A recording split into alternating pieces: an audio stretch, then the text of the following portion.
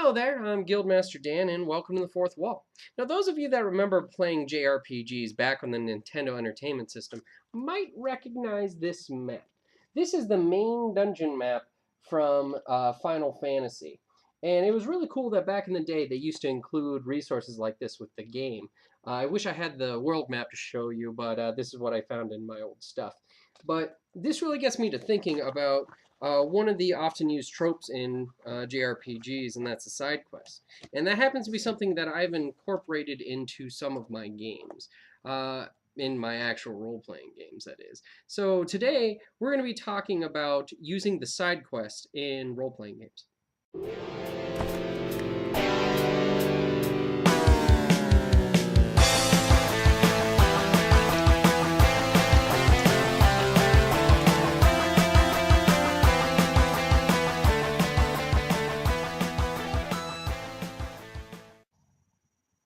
Now, Dan, of course there's side quests in role-playing games.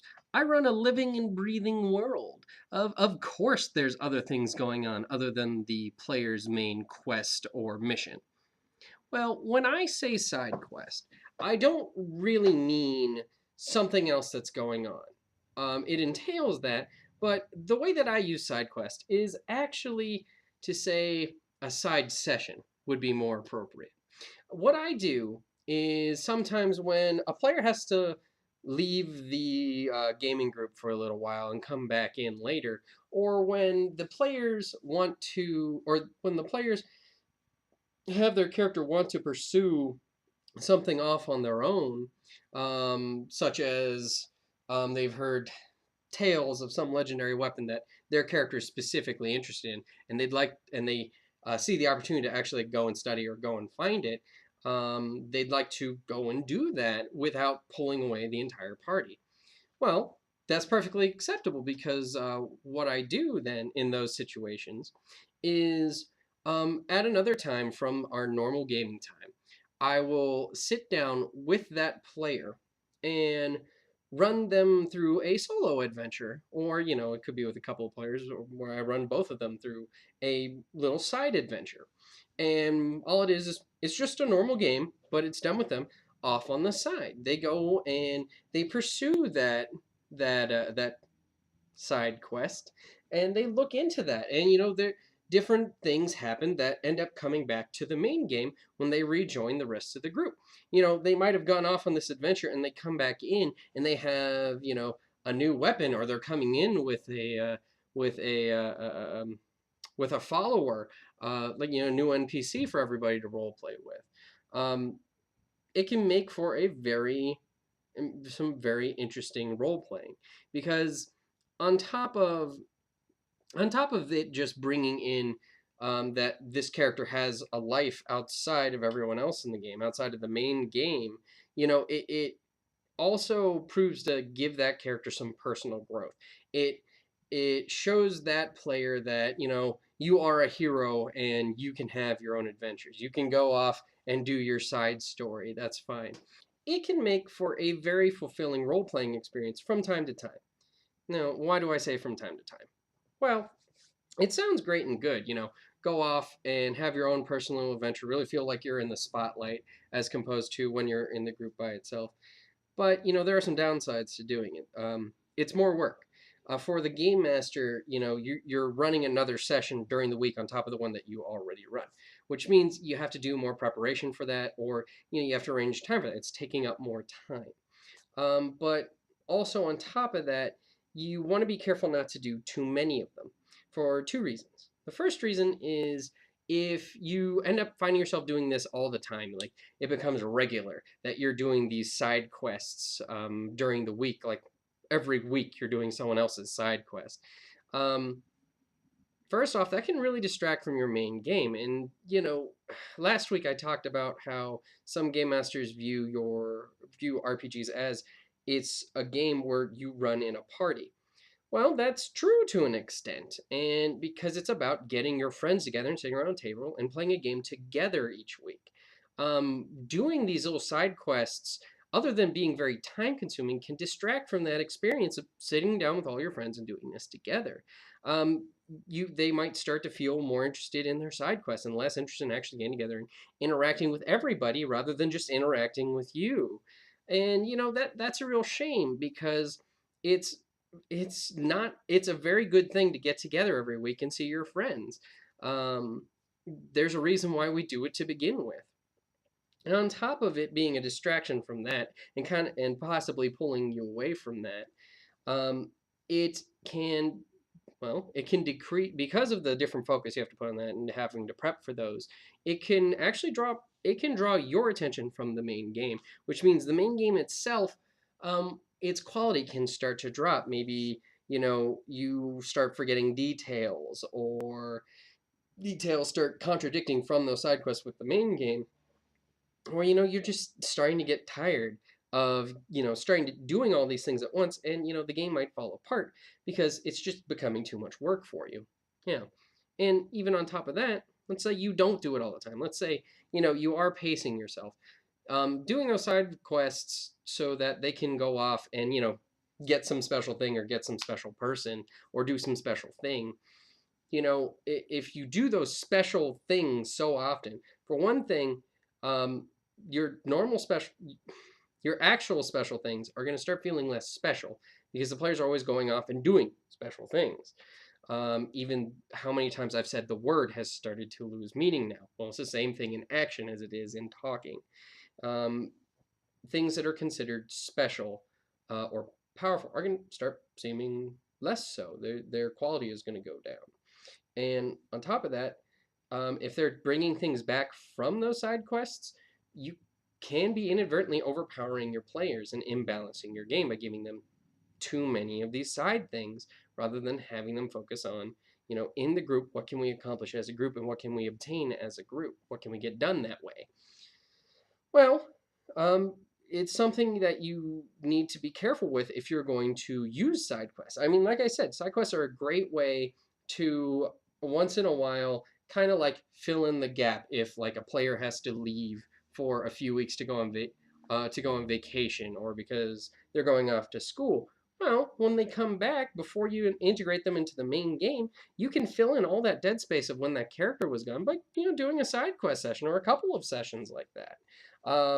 You can even incorporate these side quests in as a great way to introduce a party together.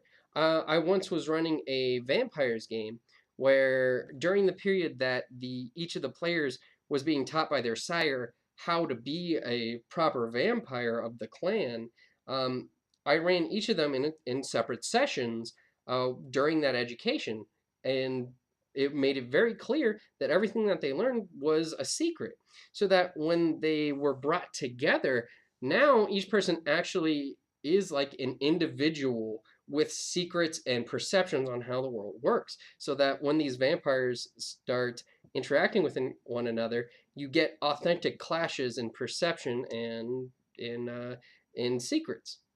So this can be used to really increase your player's engagement with their character and really give them a sense of individuality and help them to get to know their character.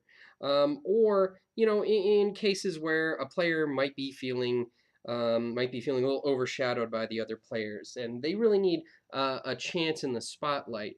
Maybe they're not in a good location in the game that you can give them that spotlight. Well, these side quests can be used to really help that player feel, you know, special and let them be in the spotlight.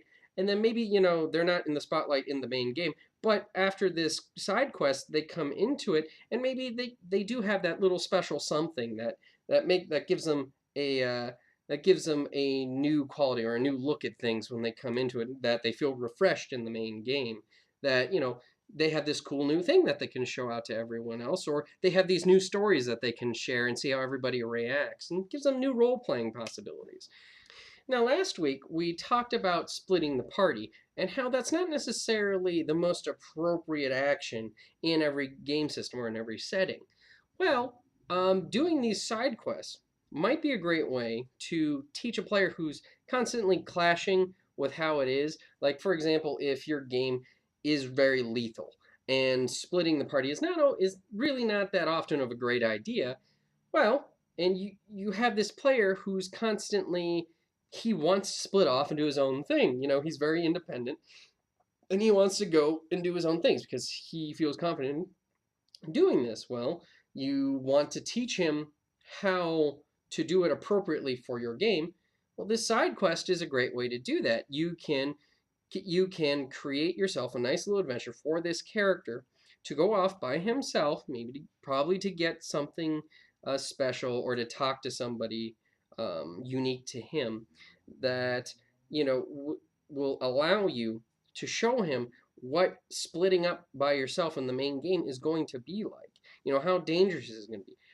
Give him a chance to see how clever he has to be in order to survive on his own. Don't take him off on his own and nix him, kill him off, but take him off on his own and teach him how he can expect things to go when he runs off on his own in the main game. And in that regard, you can use these side quests to teach players those individual skills.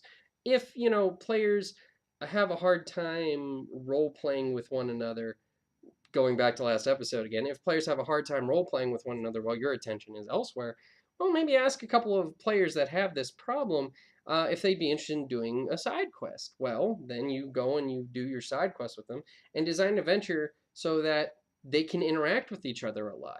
Really have them get to know one another. Or even better, on top of on top of characters working together, it's a great way to do some team building. Like if there are two party members that just hate each other and it's starting to cause problems in your game, well, forcing them on this side quest where they're going to interact with one another is going to force those two characters to, have to help them out. Again, previous episodes going back to previous episodes, when I talked about how surviving on a deserted island is a great way to do team building in your game. Well, maybe they're on their ship and not the whole ship gets shipwrecked, but these two characters that hate each other get shipwrecked and they're forced and they have to work together, otherwise they're going to die. Perfect.